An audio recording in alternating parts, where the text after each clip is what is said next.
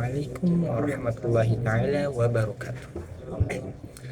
Perkenalkan, nama saya Muhammad Baik Nabahan dengan NIM 12513210140 dari Prodi Manajemen Dakwah kelas 1F. Di video kali ini saya akan menjelaskan mengenai apa itu norma dan apa itu kontrol sosial. Sebelum saya menjelaskan lebih lanjut, alangkah baiknya kalian untuk menekan tombol subscribe, like, comment, and share agar kita semua diberkahi oleh Allah. Amin amin ya rabbal alamin. Lanjut, saya akan menjelaskan norma terlebih dahulu. Apa sih itu norma? Nah, norma itu adalah suatu aturan yang ada di masyarakat. Aturannya ini untuk mengatur sikap masyarakat agar tidak merugikan orang lain. Jadi norma ini berfungsi untuk mengatur sikap seseorang agar seseorang ini tidak membuat yang lain merasa rugi. Nah, contohnya itu seperti menghormati orang tua, lalu tidak mencuri, datang tepat waktu, dan tidak berkata kasar.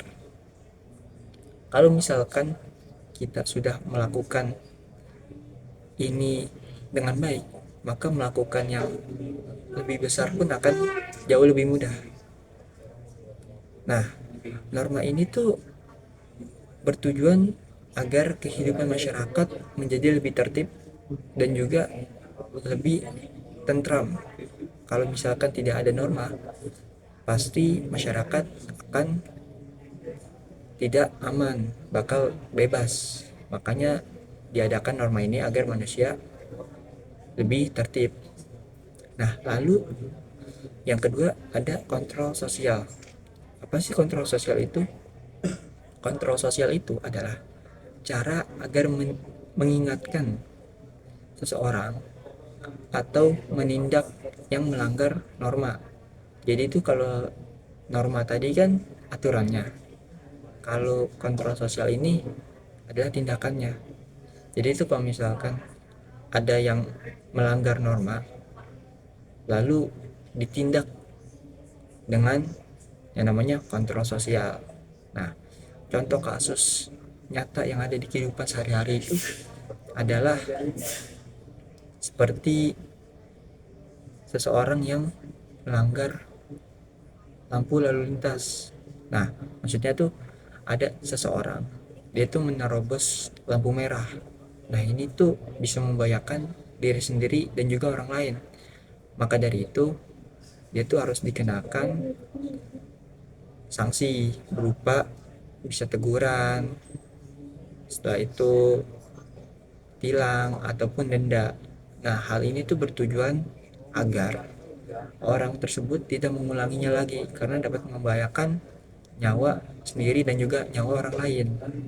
Nah, lalu contoh kasus yang kedua itu adalah bully di sekolah. Nah, ini tuh masih banyak terdapat di negara-negara lain juga ya. Kalau misalkan ini tidak dibasmi, maka sekolah-sekolah yang ada di negara lain juga bakal rusak gitu namanya, karena bakal banyak anak yang takut untuk masuk ke sekolah tersebut dikarenakan banyak pembulian.